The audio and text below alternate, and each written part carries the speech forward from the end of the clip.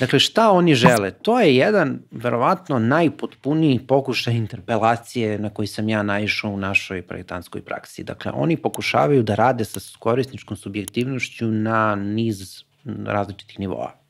Prvo je ta organizacija naselja o kojoj ti pričaš. Dakle, oni slično kao Allison i Peter Smithson, njih dvoje imaju one čuvene nivoe povezivanja od kuće do grada.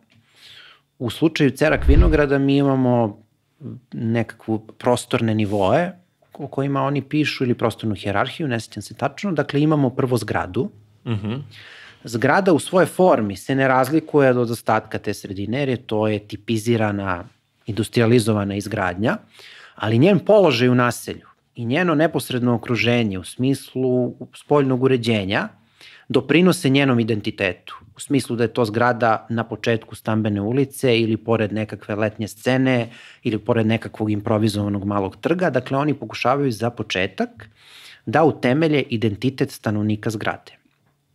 Onda imaju stambene ulice koje se, to je u suštini koridor između niza stambenih zgrada koje se okupljaju u susedstva. Dakle, nije zgrada pa naselje, nego postoji međunivo.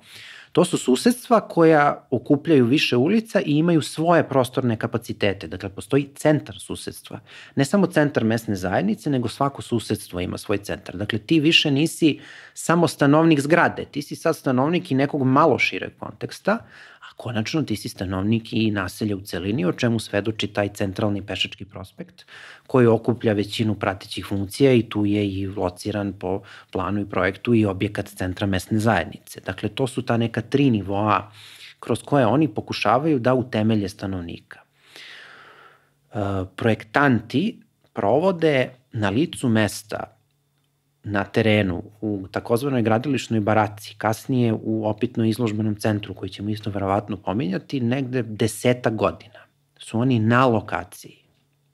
Između ostalog, pri useljavanju u stanove, čak i tokom njihove izgradnje, rade sa budućim stanovnicima.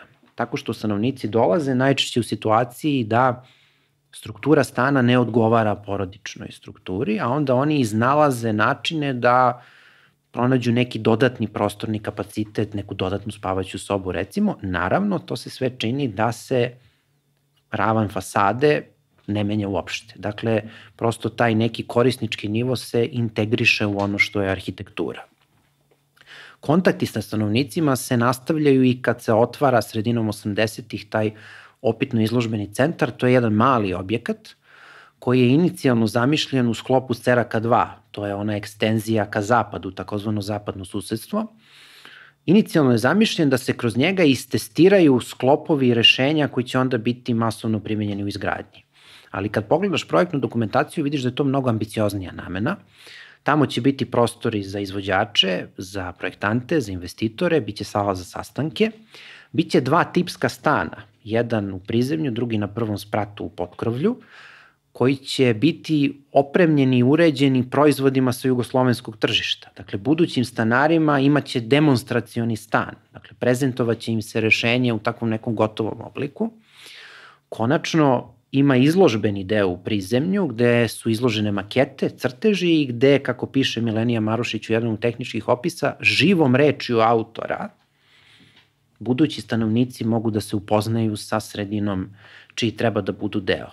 Dakle, kroz sve te nivoe u suštini autori, prvenstveno Milenija Marušić, koja prosto praktično smislu nosi taj poduhvat, ja to tako čitam iz onoga što vidim u projektnoj dokumentaciji, pokušava da te buduće stanovnike učini skladnim sa onime što je projektantsko rešenje. Dakle, pokušava da ih interpelira.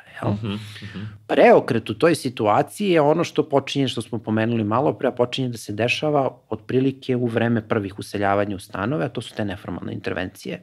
Zastakljivanja, zatvaranja, uvođenje bravarije, negde čak proširenja u spoljašnjem smislu, zauzimanje zajedničkih prostorija, pasaža i tako dalje.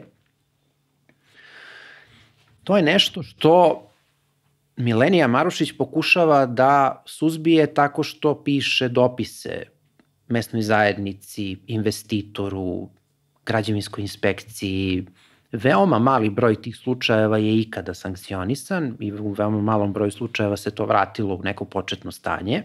Između ostalog i već u kontekstu socijalizma se to pokazuje kao relativno nemoguće. Ono što je takođe tu karakteristično, dakle, argumentacija onih koji to rade, o tome svedoči jedno pismo koje IAOS upućuje izvesna Milica Kerkes, koja je stanovnik jednog od tih stanova i ona je zastaklila, to je zatvorila lođu u prizemlju stana koji koristi. Vi iz njenog pisma vidite da se ona žali na lošu termoizolaciju, na promaju i žali se na konstantne krađe onoga što ostavi u toj prizemnoj lođi ili terasi, kako god. Kada pogledate arhivsku dokumentaciju, vi vidite niz instanci u kojima projektanti, njihovi saradnici, predstavnici investitora pokušavaju da prisile izvođače na korekciju nekih radova koji nisu izvedeni ili po projektu ili su loše izvedeni.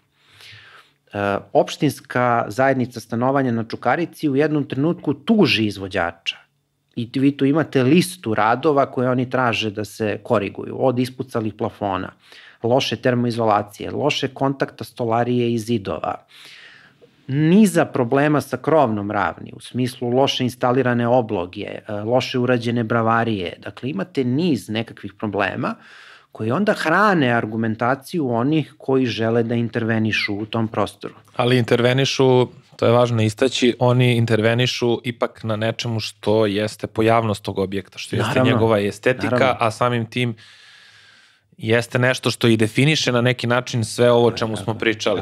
Tako je. Tu postoji taj jedan specifičan moment do kojega dolazimo u jednom poverljivom pismu koji Darko i Milenija Marušić šalju predstavnicima vojnog investitora, Arbiji, gde prepričavaju dolazak na gradilište i tu vidite recimo upliv politike. Dolazi na gradilište Velizar Maslać, koji je potpredsednik Skupštine grada, znači da kažemo zamenik gradonačelnika recimo, kako oni pišu u rutinsku kontrolu gradilišta. Iako on kao predstavnik grada Beograda, ja ne vidim šta uopšte tamo radi, jer to je valjda neki decentralizovani oblik stambene izgradnje gde postoji jedinica za izgradnju naselja koju čine ti investitori tu. Dakle, nije baš jasno, opet jasno je jer je to politički prioritet. Konstatuje se uobičajeno, kako se piše u pismu, kašnjenje radova, izvođač je napred, a onda Maslać u obraćanju medijima napada projektante sa nečime što je niz u suštini paušalnih ocena, od toga da nisu dali izvođačima uvid u dokumentaciju, do toga da se iživljavaju sa kosim krovovima ili ne znam šta već. To je već taj neki standardni diskurs na koji smo mi kao disciplina prosto navikli. Da bi onda u nekom razgovoru, ja mislim telefonskom sa Milenijom Marušić, to se takođe prenosi u pismu, Maslać rekao da, mislim, prosto nije on to ništa izmislio, to je ono što su mu rekli izvođači. Dakle, vi tu vidite to sukobljavanje koje permanentno traje na licu mesta i u čemu sad periferno učestvuju i korisnici, jer oni ipak su korisnici rezultata te izgradnje. Naravno, ti pikantni detalji, kako to u životu često ide, skrivaju neke prilično ovako običajene momente ili kako gledam, obične momente. Dakle, između ostalog, ja mislim da u arhivi, u Istorijskom arhivu Beograda sam u Minelovom fondu slučajno naišao na spisak dužnika.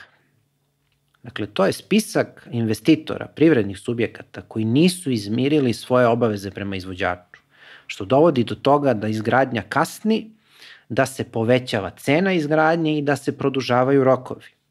Samo u jednom trenutku taj spisak je dugačak 20 stranica.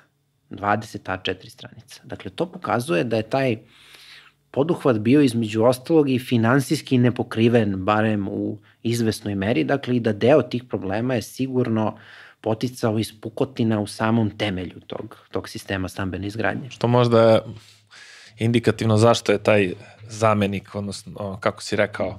Zamenik gradonačelnika, recimo. Da, recimo, zašto je on došao? Možda se, mislim sad ja spekulišem, nagađam, ali verovatno, mislim, ti moraš finansirati gradilište, to mora da ide iz neke državne kase, ne možeš... Ne, gradilište finansiraju privredni subjekti. Znači, ali ako oni nemaju, ako se ne isplaćaju...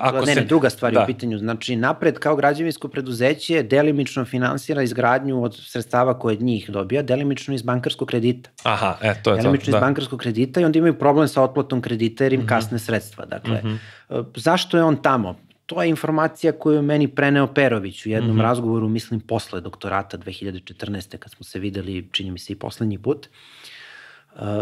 Perović je meni tada rekao da je u to vreme uobičajeno bilo da svaki od potpredsednika gradske skupštine, svaki od zamenika gradonačelnika ima naselje za koje je zadužen. U smislu da ima tu kontrolnu funkciju, da prati kako teče izgradnja i da li se prate rokovi. Jer u to vreme postoje dugoročni, srednjoročni, kratkoročni planovi izgradnje i programi izgradnje.